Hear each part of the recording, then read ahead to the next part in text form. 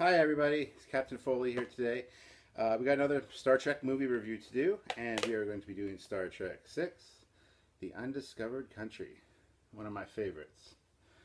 I also love the cover art on there, the Enterprise getting hooked apart. Well, apparently D7's firing, but anyway, it looks cool. I love that shot of the Enterprise. Very cool, very cool. So, without any further ado, let's get this thing rolling. So like I said, this is one of my favorites. However, it does have a few issues, a few errors that you got to point out. Because I can't, overlook obvious things. And this one has a few obvious errors that really need to be addressed, and we will get to those. So, yeah. Here we go. First off, this one's directed by Nicholas Meyer, who is the same director that did Star Trek 2. Very good Star Trek director, very good at naval battle kind of situations, hence Star Trek 2's like submarine type battle. And then Star Trek 6, of course, we have battle as well. And it's the same thing, listening for the ship that can fire while cloaked. Things gotta have a tailpipe, so we focus in on the exhaust fumes. Sort of the same deal as a submarine type deal. Nicholas Meyer is big into that, so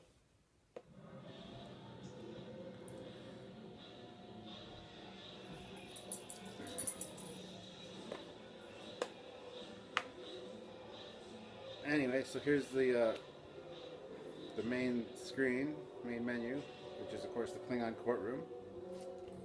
Pretty cool. Just get right down to the play in here.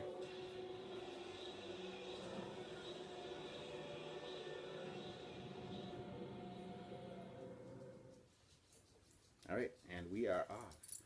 So, welcome back, Trekkies. We've got a whole new movie review for you guys now, and like I said, I'm going to be doing all of them. I just got to get around to having the time to do them, so they will be coming slowly but surely, and we will get all of them done, including your favorites, whichever one those may be. I will even do the JJ ones, if I can survive through them, but I will try. It is still Star Trek, and there are a few good points about it. JJ's not all that bad. This one, of course, is dedicated to Gene Roddenberry. So we got our credits here. It's really cool. I love the music in this one, and even the look of the purple that fades to like the white. Beautiful. Star Trek 6, The Undiscovered Country. Hey guys, just a quick note I forgot to mention there. Gene Roddenberry saw the full screening of this movie and then died within 48 hours after seeing the full screening. So it was kind of a completion to his saga, the original cast. So he did get to see it in its entirety, and he then passed away 2 days later. That's why it's dedicated to him. So I'd just like to point that out. It's just a little interesting fact that I just recently found out, and I thought I'd share with you guys. So hope you enjoy the rest of the video. And of course, we start out this movie with the explosion of Praxis. Very cool explosion. I love the effects they used in this one. And Captain Sulu has his own ship. 21.6. Captain's log, USS Excelsior. Hikaru Sulu commanding. After 3 years, I've concluded my first assignment as master of this vessel, cataloging gaseous planetary anomalies in native quadrant. We're heading home under full. Sounds like kind of a boring assignment. Instead of 5-year mission exploring undiscovered news sectors, they are stuck studying gaseous anomalies in Beta Quadrant. Look at his coffee cup. Falls off right near the table. Beltane!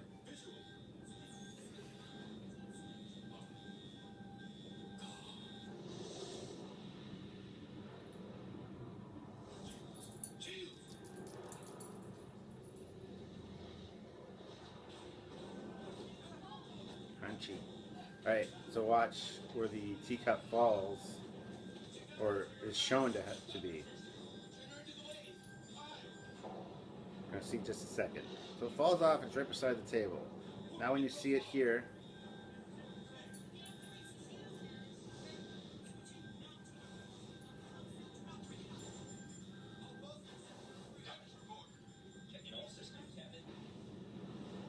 maybe I was in the way. Don't tell me that was any meteor shock. Negative, sir. Subspace shockwave originated. It's going to rewind for a second because I think we missed something there.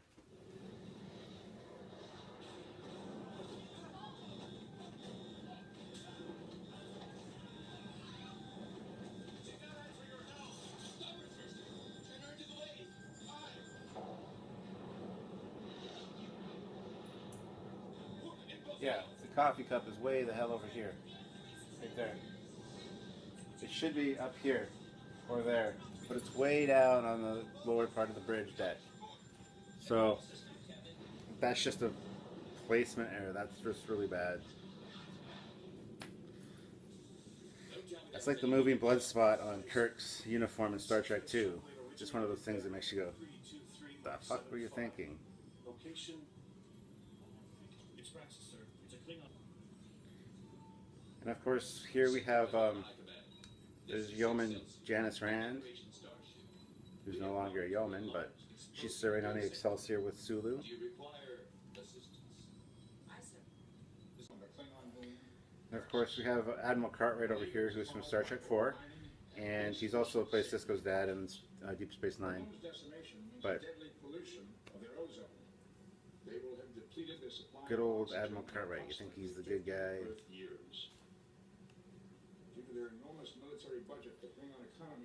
And this moment here coming up where Spock makes a joke, only Nixon could go to China. It's an old Vulcan proverb. That's because of his sharing his culture with McCoy. He got some of McCoy's humor and some cross wires in there, so he's a little bit more apt to make those kind of comments, those kind of jokes. And it's very un-Spock-like, but it is now because he's got part of McCoy in there. So and we know about McCoy's irreverent humor. Bill, are we talking about mothballing the Starfleet? Well, I'm sure that our exploration and scientific programs would be unaffected, Captain, but I must protest. To offer Klingons safe haven within Federation space is suicide. Klingons would become the alien trash of the I galaxy. didn't know Admiral Cartwright was so close-minded. We'd be defenseless before an aggressive species with a foothold on our territory. The opportunity here is to bring them to their knees. Then we'll be in a far... I love the gold stripe on the Admiral's uniforms. I think it makes it look just sweet. Captain Kirk, The Klingons have never been trustworthy. Forced to agree with Admiral Cartwright. This is a terrifying idea. It is imperative that we act now to support the Vulcan initiative. Lest more conservative elements persuade his empire that it is better to attempt a military solution and die fighting. you, Captain Kirk, are to be our first olive branch. We have volunteered to rendezvous with the Klingon vessel which is bringing Chancellor Gorkon to Earth. I love this part. And to The whole escort him safely we to Federation space. volunteered. Me? Well, there are Klingons who feel the same way about the peace treaty as yourself and Admiral Cartwright. But they'll think twice about attacking the Enterprise under your command. I have personally vouched for you in this matter, Captain. You have personally vouched. You will extend Chancellor Gorkon full Kirk's kind of diplomatic pissed. courtesy. I don't blame him. Full ambassador would be better equipped. If there's no further business, I wish you and your crew Godspeed. Thank you, ladies and gentlemen. I remind you, this meeting is classified.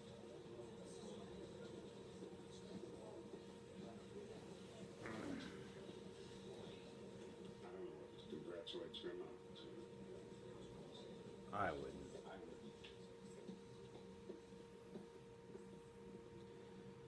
We volunteered.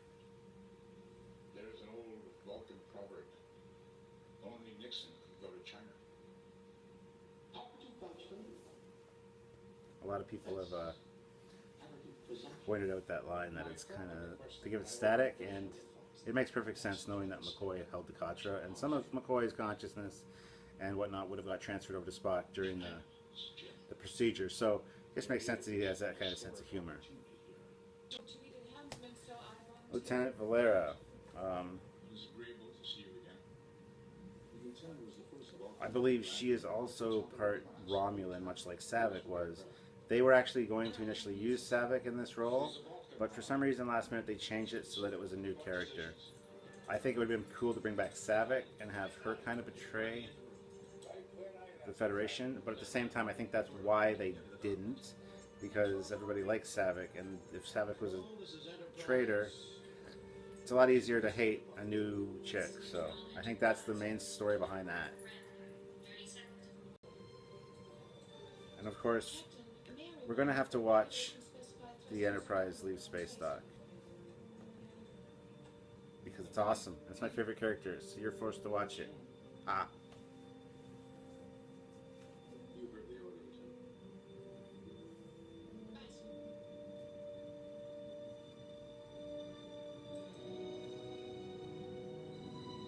I just love this movie. The Kirk gets his few little moments, and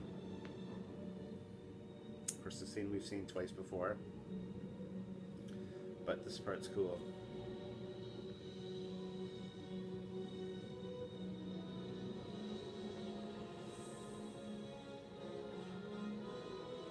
Of course, that's the Next Generation engine room.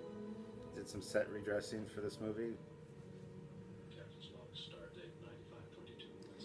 And Kim Cattrall, who plays Laris, she did a nude photo shoot on the bridge of the Enterprise, and Leonard Nimoy was so enraged he destroyed all the photos, so we don't get to see a naked Kim Cattrall on the bridge of the Enterprise, which would have been awesome. But curse you, Leonard Nimoy. I understand why you'd be upset, but seriously, Star Trek fans, you know that they would appreciate that. Says this could be the story. Of course, we have the Next Generation corridor outside there. Like I said, they did redress the ship. It looks very militaristic in this one, very submarine. You got fire extinguishers everywhere. This is obviously a Next Generation quarters. You can see the replicator where they've set dressed it so that it looks a little different. But I like the look of this ship, how it's militaristic looking almost. More so than even Star Trek, the motion picture in Star Trek 2. The fire extinguishers everywhere and whatnot. I think it's a little not futuristic in a way, but Nicholas Meyer threw those in. I don't know. I can see during wartime why they would have that, but during just studying gaseous anomalies, peacetime, I don't know why they'd have all that equipment. But that being said, Starfleet's gone through a bunch of waves of like comfort and then utilitarian, and so it's all right, I guess. I don't know. What do you guys think about that? What do you think about the Next Generation like luxury cruiser look as opposed to this look, which is militaristic with the fire extinguishers everywhere? And then you go to like the original series. It's kind of like, it's not militaristic at all, really. It's just kind of essential. The corridors are big. They're not tight corridors in the original series. There's no fire extinguishers everywhere, nothing like that. But you can tell it's not a luxury ship. It's not a cruise liner. So they kind of go in waves as far as that goes. They seem to be in their militaristic utilitarian stage right now. And so just leave your thoughts in the bottom. Let me know what you guys think about Starship design. This again is one of my favorite Enterprises in this movie. Just everything about it, even the bridge. The bridge is amazing in this one. I love the bridge in this one. This is a cool scene also. Love seeing the D7 come in like that on the angle and then straighten out. It's beautiful. And pass right over the camera.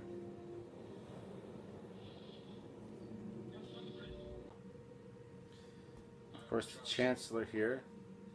He was the Earth hostage on Nimbus in Star Trek V, the movie previous to this. So again, Star Trek recycling its actors, awesome. But in a movie back to back, I don't know. I noticed it right away, and it's not a big deal, but it's kind of neat in its own way, in its own respect. I just want to point that out. Yeah, he's the Earth hostage from Star Trek V on Nimbus 3.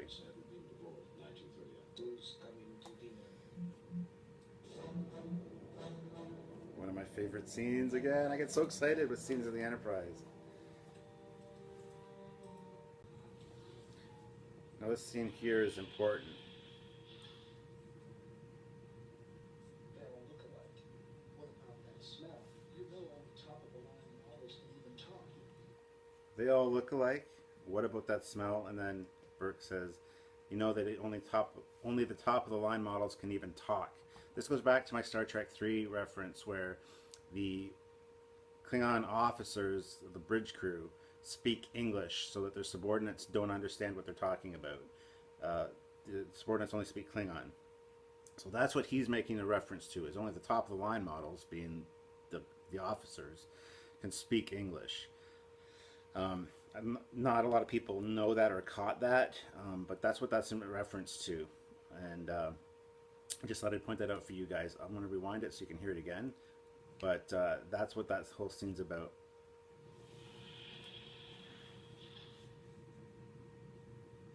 They all look alike. What about that smell? You know on the top of the line models can even talk. Gentlemen have work. You men have work. Yes, ma'am. Then stop to it. She's a bitch. Nation of our culture. I love how this dinner's going because of the Romulan ale. It's a freaking disaster. Or not to be? That is the question which preoccupies our people. We need breathing room. Earth, Hitler, 1938. I beg your pardon. Yeah, I'd say I beg your pardon. It's a little harsh. Well, It seems we have a long way to go. I see we have a long way to go. And this whole scene with the pink Klingon blood. We've seen Klingon blood before. In the Next Generation, it's regular blood. So that's one thing that kind of annoys me about this movie, is that they make the Klingon blood pink.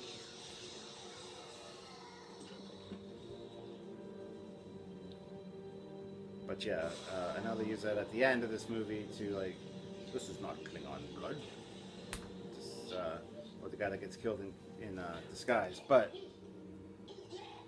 it's already been established that Klingon blood is not pink.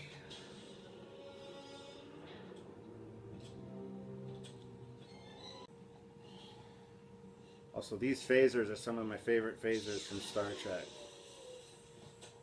I love the design of these ones. These ones I don't have a set a prop of. I would love to get one, but as of right now, I don't have it. But it's very cool. It looks almost like an Uzi, like a futuristic Uzi. So it's kind of neat. It's very hard to make out. And also, don't you think in a situation like this, should this happen, especially on a diplomatic mission, that they wouldn't be monitoring all the transports in and off the Enterprise, on and off the Enterprise, especially once this happened? Wouldn't one of Kirk's first orders been monitor the shuttle bay and monitor the transporter rooms? I don't want anybody getting off this ship, on or off this ship. I know he's got the Romulan ale brain, but it kind of, I don't know, it would have made more sense to me. This is where Spock puts beryllium patch on Kirk's back, right there. Some do it. There you see the beryllium patch. Now, if you notice, it's horizontal. It's horizontal on his back. There, it's vertical. This is, you know, Kirk's outfit. The mystery of the moving bloodstain. Apparently, Kirk's uniform moves things around on it, because you see it later, and it's like it's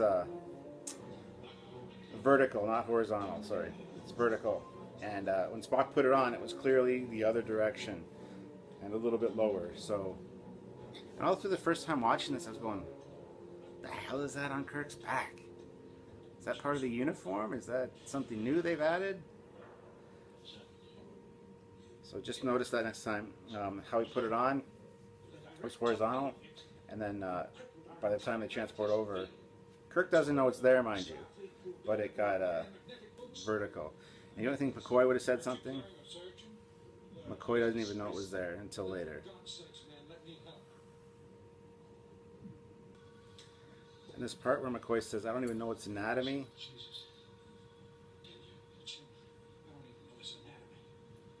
that doesn't make sense to me. You would think that the Federation would have Klingon physiological reports on the Klingons. They've been at war for how long now? I don't know. It just doesn't make sense that they don't know what its anatomy is. You got a tricorder too.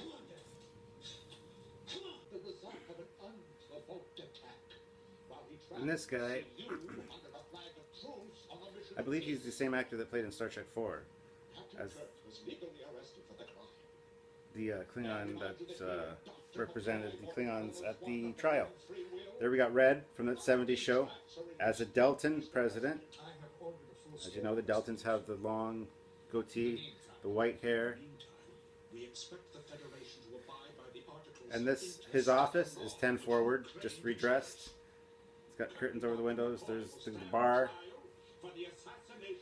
There's a Romulan who doesn't have the funky head ridges. This is how I prefer my Romulans, not like the Next Generation. Here's another evidence that it's 10 forward, the same wall decor. Love how they just redressed all the Next Generation sets to save money. You must concur with my colleagues. But you can't possibly believe that James Kirk assassinated the Chancellor of the High Council. Mr. President, I don't know what to believe. Just makes a creepy Romulan. I like him. I'm waiting for your answer, sir. This president is not above the law. Of course, this character, he has been in Voyager. He was the one operating the time ship. Starfleet Command is here from San Francisco. Send it in. Here's more evidence that it's 10 forward. Mr. President? Mr. President? Bill, more Cartwright, please, please. And of course, Colonel West here is Odo from Deep Space Nine. President, we cannot allow Federation citizens to be abducted. Yes, Admiral, but I'm constrained to observe interstellar law. Sir, would you please take a look at this? Colonel West? This part wasn't in the theatrical version, by the way. I love how they have an old flipboard and a laser pointer for a futuristic briefing. We can go in, rescue the hostages, and get out in 24 hours with an acceptable rate of loss of manpower and equipment. We have the technology to... Yes, yes. But suppose you precipitate a full-scale war. And quite frankly, Then, quite frankly, Mr. President, we can clean their chronometers. Mr. President, they are vulnerable. There will never be a better time. The longer we wait, the less accessible the hostages will be, sir. Thank you, Admiral. I'll bear that in mind. Thank you, gentlemen. I believe that's all for now. I like him as the president. He makes a good president.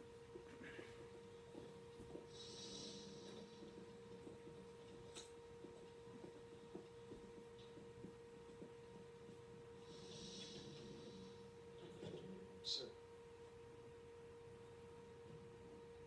those men literally saved this planet. Yes, and now they're going to save it again By standing trial. by standing trial. And here's a rolled out map of all the strategic defenses they have and how they would go about attacking. Why do we need maps and rolled up things in the future? This is more Nicholas Meyer trying to make it very militaristic and naval. But hey, what are you going to do? I would just use a big ass iPad. Bitch killed your father. Wrong phone. It is an old story, sir. They don't place the same value on life we do, sir. You know that. Take my word. He did not bloody tear. That's Martin inclusive, Mr. Scott. See, I have no tear ducts. Convenient line for this movie. However, in The Next Generation, we've seen Klingons cry. Klingons, or worse, brother cried. I forget the name of the episode, but yeah, he had tears. So to say Klingons don't have tear ducts, and they have pink blood in this movie, I don't know, I think this movie is an alternate dimension in itself. Kind of things that, little nitpicky things that bother me. Broken continuity that I just gotta point out. And I also think it's intensely stupid that Captain Archer's already been on trial here, and Captain Archer's already done time in the dilithium mines on Rurapente. By the way, this Colonel Worf is Worf's grandfather. Worf's grandfather was a lawyer. It's kind of cool that they have the translation devices to hold up to their ears, like the UN. The Chancellor and advisors, having been lulled into a false sense of security, how could these men be walking? The judge just said, Colonel Worf, we are interested in facts, not theories. So, shouldn't he be shouldn't they say something about the son of Moog in his title? Or, I don't know how Klingon naming works per se, but I know that it's important. So, he's Colonel Worf, and he is Worf's grandfather. So, if anybody knows what the Klingon way of doing naming or whatever, that would be greatly appreciated if you could put it in the comments below for me. Thank you. And is it just me, or do these translation devices look like they were made by Batman? Look like a bat translator. Beryllium patch. Tell me the Klingons haven't noticed this. Tell me they haven't confiscated their insignias and stuff just because there might be some kind of weapon or whatever in there. In my experience with Star Trek, especially with the Next Generation and Voyager and Deep Space Nine, they always take the communication badges. How do they know that these aren't communication devices of some kind? How do they know? Why do they not recognize that the thing on the back of Kirk's jacket, the beryllium patch, doesn't belong there? They know what Starfleet uniforms look like. It seems a little odd. They'd probably know what beryllium patch is. So why haven't they taken that off of them? Just, I don't know. And I also have an issue with this. Beryllium patch in plain sight. McCoy's over here, behind him. Later, McCoy says they're not going to know where we are, and Kirk says, yes they will. Spock put a beryllium patch on my back. To which McCoy says, that cunning little Vulcan. That clever little Vulcan. How does McCoy not notice this on the back of his captain's uniform? It looks like a goddamn caterpillar. Like you have to be blind or just dumb. Look at it. Plain sight. And McCoy is back here looking... I don't know. I'd have noticed it. I noticed it right away when the first time I watched the movie. Just one of my pet peeves, man. Ugh.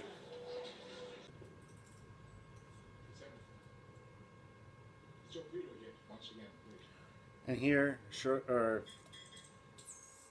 Leonard Nimoy as Spock quotes Sherlock Holmes, saying that ancestor of mine always maintained that once you have eliminated the impossible, whatever remains, however improbable, must be the truth. An ancestor of mine maintained that if you eliminate the impossible, whatever remains, however improbable, must be the truth. So apparently an ancestor of Spock is Sherlock Holmes. It's one of the most famous Sherlock Holmes quotes ever. Now, of course, we know Nicholas Meyer is a huge Sherlock Holmes fan and has directed many Sherlock Holmes movies, so that's why it was thrown in there. It could also be a throwback to him having part of McCoy's Kocher in his head, just getting things confused as far as who said what, etc., etc. So I take that with a grain of salt. But it's interesting to point out nonetheless that Spock quotes Sherlock Holmes. That's awesome. And I just gotta rewind a second here. I just noticed something. Surely the assassins being devoted from This darkness. chick right We're forgetting here, something, Mr. Chekhov. swear to God, she's the one from Star Trek 3 that's on the Excelsior and on the Grissom. If that's so, she gets around, because now she's on the Enterprise. I don't just say that because I think all Asian chicks look alike, because that's not the case. But she sure looks like the same person. It's bugging me now. I just noticed it. And this place, the aliens in it, looks like the Mos Eisley Cantina from Star Wars. You never find a more wretched hive of scum and villainy. Just look at some of these aliens you'll see in a second. They look very Star Wars-esque. This guy.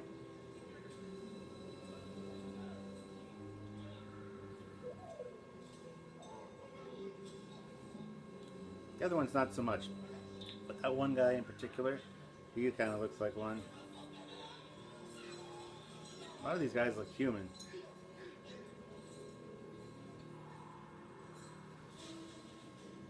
Now watch McCoy. McCoy says something, but his lips don't move. The universal translator's been confiscated. Sorry? Watch.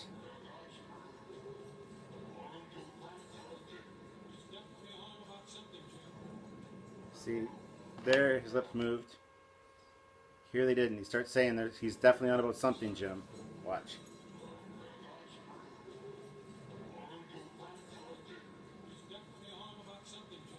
That's always bugged me too. That's just bad editing. This scene's always kind of bugged me too. Like this? First of all, it's really unsafe. Second of all, wouldn't it have vaporized the dough or whatever was in there? As you know, Commander Chekhov, no one can fire. It's just kind of a neat little gimmicky trick that that's still there with the whisk in it. But I don't think that would have exactly happened like that. Into the refuse. And for her to just randomly fire without warning anybody, that's just sketchy. She deserves to have some kind of disciplinary action taken against her, I think. What do you guys think? One of the best cameo appearances in a Star Trek anything. Christian Slater.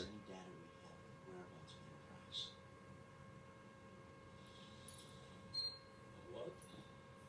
Apparently, they're refusing to acknowledge signature. Love Christian Slater, man. Signal Starfleet fit. We have no idea the location Enterprise. Sir? You have a hearing problem, mister. No, sir. Did it for free. He loves Star Trek so much he wanted to be in the movie, and he did that role for free.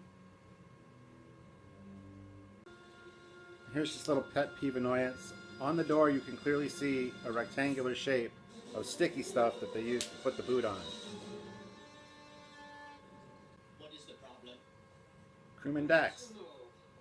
But not Dax from DS9. Don't get confused. If shoe fits, wear it. You think he would have looked down by now, though, don't you?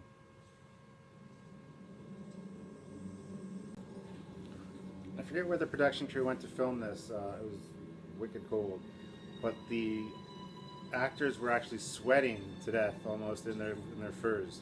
They were so well layered that they were like sweating, buckets of sweat, because they were just so warm, even though it was so cold there. There's that Asian chick again. The Excelsior and Grissom girl.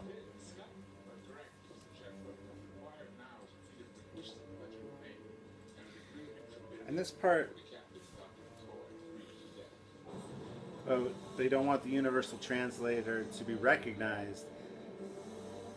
Doesn't really make sense to me. Why? Like, what is the universal translator like? Google Translator now, where you go to translate something and it comes out totally not the way you mean it. It just seems a little bit sketchy. They got to use books and you know.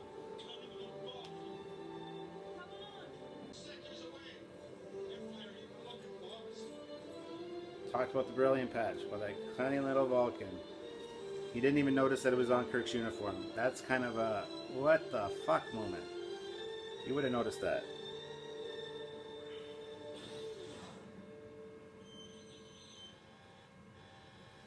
here we go with the whole we don't want the universal translator recognized fiasco, which makes me scratch my head and go, what the hell?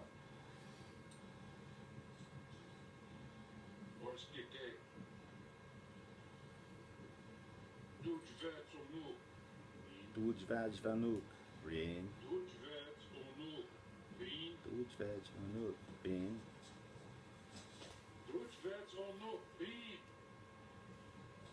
He must respond personally. The universal translator will be recognized. That goes back to Nicholas Meyer and his World War II submarine type deal, where you'd have to leaf through books and get the translation you need and sound legit.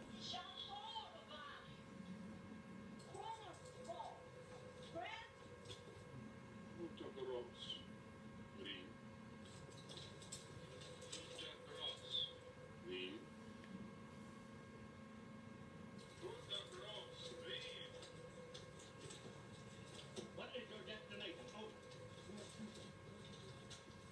Oh,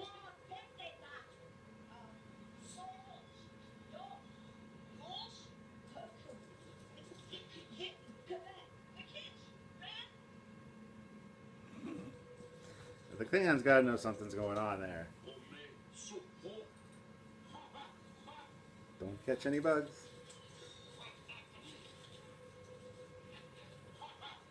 And there's the Chinese chick again. That's the same chick, I swear to God.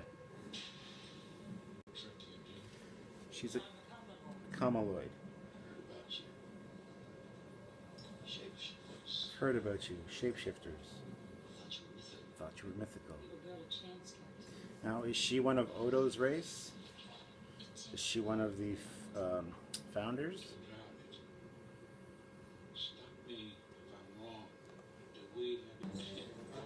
And just a little error I'd like to point out here.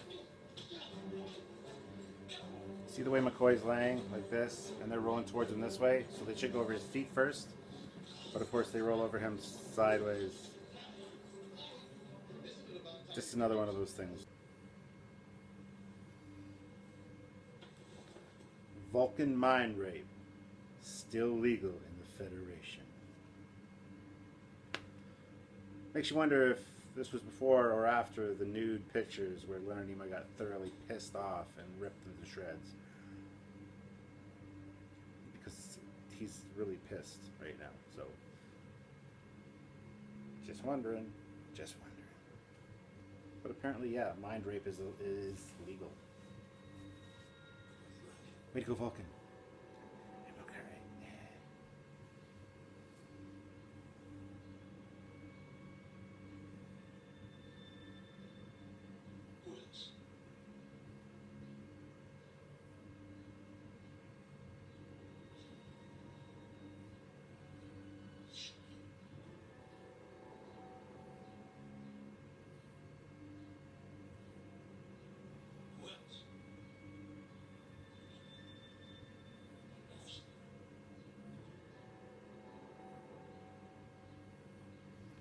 Were these flashback scenes of their faces added later? Because I don't remember these. where is the peace conference? He's just going to get a little bit of mind raping in there and make her suffer. Oh, she doesn't know. But anyway, were those scenes of their faces added later for this director's cut with a special collector's edition? This is the special collector's edition, so I don't recall their faces showing up on the previous ones that I've watched of this. Do you guys know? Let me know. And watch this, another error. Watch.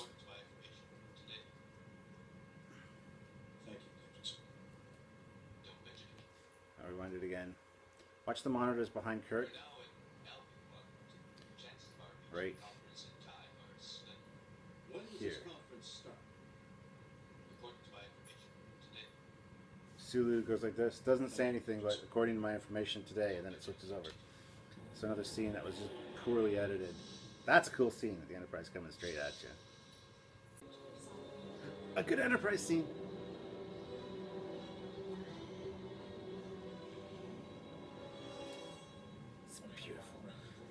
course, the Next Generation engine room. I got to admit, the Klingon, beautiful scene.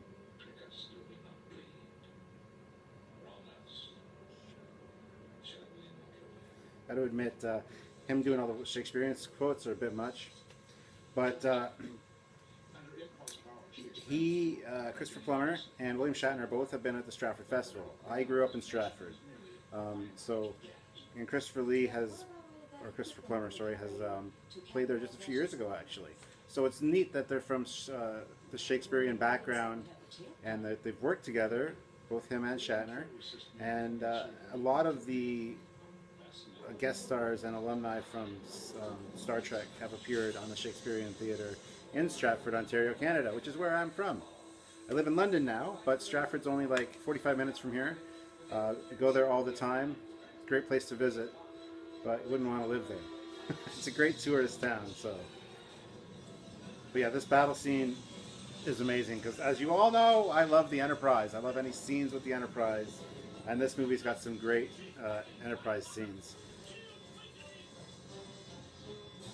Of course, there's some ouchy ones too, where like torpedoes go right through the hull. Not fun. All right. Now we've given him something else to shoot at. Aye, sir. Who says that? Okay, we're gonna someone else to shoot at. Aye, sir. Yay!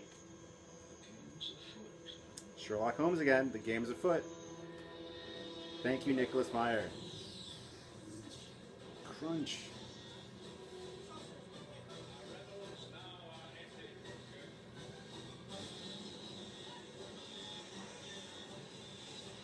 Sealing off the blast doors. It's cool. This is very submarine-esque too. Seal off the sections that are damaged so we don't get flooding.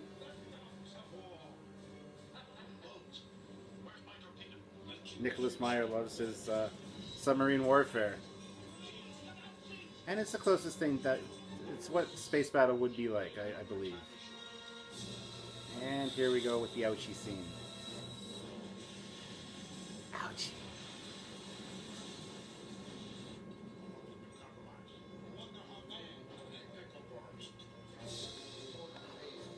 This is all exciting. This is such a good part of the movie. There's the space battle, there's the attempted assassination. It's just, and the build up for it, the music is amazing. I love it.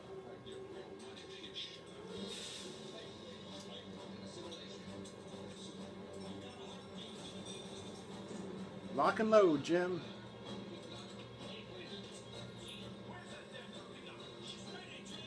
Lock and load. Fire.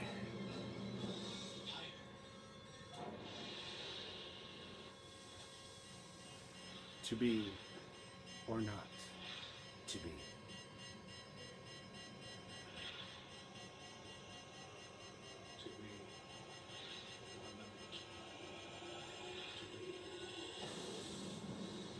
Target that explosion and fire.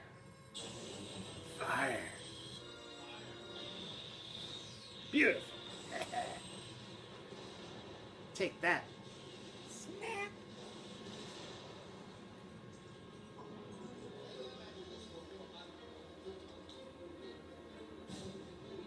And of course, they don't show this in most copies of this movie, but that assassin is Colonel West in disguise as a Klingon. This version, I do believe, shows it, so we will see that. Kirk is a fugitive. He's been tried by the Klingons, and he's supposed to be on a Klingon prison world, which he's escaped. So he's a fugitive right now. But he jumps on the president and says, "Kirk, Enterprise." I realize he's saving his life, but...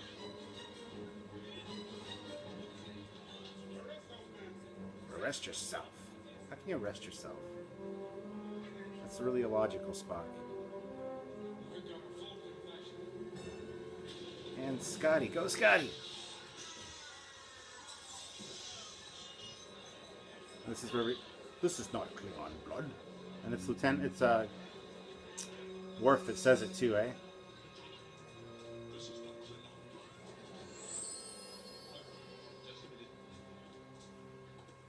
Yeah, here we go. See, it's Colonel West.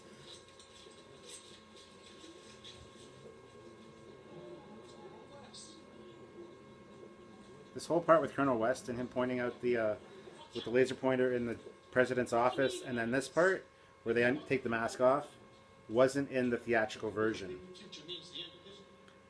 They didn't see Colonel West at all in the movie. All you saw was him get killed and land, and that was the end of that. So this special collector's edition has all this added footage. So The undiscovered country. now some of these alien mofos don't know how to clap.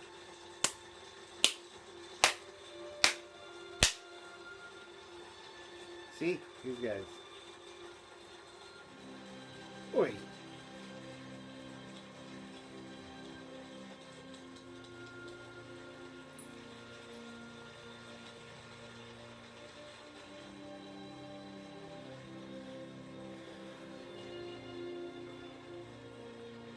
And this is sad because this is the last full movie with the original cast. Beautiful scene though here with them cruising into the sunset with the Excelsior. Once again, we've saved civilization this morning. Once again. And the good news is they're not going to prosecute. They might as well have prosecuted me. I felt like Lieutenant Galaris. Prosecute them for having feelings. It's a good thing, too. If they did, we'd all have to tag ourselves in. Captain Kirk. Captain Sulu. As much to the crew of the Enterprise, I owe you my thanks. Nice to see you next. One more time, Captain Kirk. There's Valtane. Take care. If you watch the Voyager episode Flashback, he died during that battle. It's cool where she takes off. So yeah, Valtane's supposed to be dead. Watch Voyager, watch the episode Flashback, and you'll see what I'm talking about. But apparently, he lives still. This is goodbye. This made me sad in the theater. It's about time we got a little bit of I have orders from Starfleet Command. We're to put that to space dock immediately. To be decommissioned. No.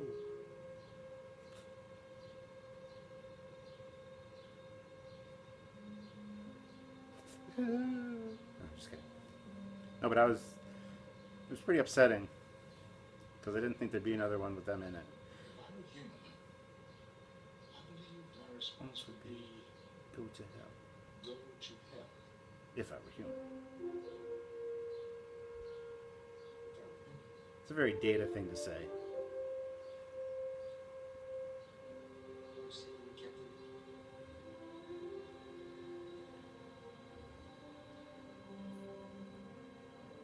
Second service.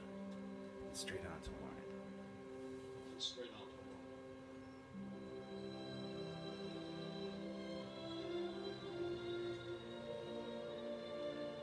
Sorry, I'm gonna leave this play because this is just an awesome ending to the last Star Trek movie with the original cast. The way that they have the Enterprise fly into the sunset, and then you have all of these signatures. Stardate 9529.1. This is the final cruise of the Starship Enterprise under my command. This ship and her history will shortly become care of another crew. To them and their posterity will be committed a future. They will continue the voyages we have begun and journey to all the undiscovered countries, boldly going where no man or no woman has gone. So Kirk got the honor of saying and changing it from where no man to no one has gone before. He got that distinction. And this last little flare with the signatures, the autographs, it's amazing. George Takei. Michelle Nichols.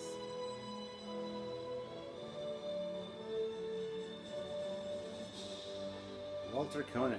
I got his autograph.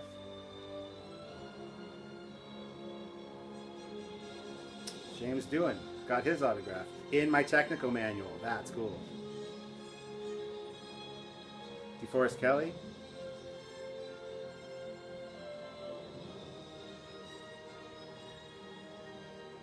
Leonard Nimoy. And of course, King Shit. William Shatner. I've got his autograph as well. A few of them. So you have it, guys. There's my review of Star Trek 6.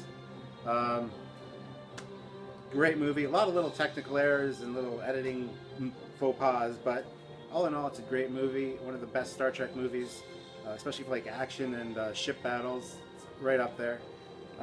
So there you have it. That's my review and my little nitpickiness. So I'd like you guys to leave comments in the bottom, anything I've made a mistake on, because I do that sometimes when I'm doing these. I will sometimes make mistakes, and I apologize for those in the comments if I notice them. But if you guys point them out to me, I will acknowledge that and confirm that indeed you are correct. Or if there's anything else you want to talk about in this movie, anything you've noticed, anything that you wanted to discuss, just feel free to put it in the comments below. And please like, subscribe to my channel. Anyone who likes Star Trek, point them my way. The next one we're going to be doing is, of course, Star Trek Generations, which merges the Next Generation and the original series. And, of course, it's the death of Kirk, which is kind of sad. But we're going to be doing that one next. And look forward to seeing you guys very soon. I'll be doing another video later today. I finished up my Enterprise C. It's on the model table. I'm going to take you guys down there after this is done editing, and I'm going to get a video made up for that. So it's probably going to be 2 videos today. So thank you for tuning in, guys, and I look forward to seeing you in the future. This is Captain Foley, out.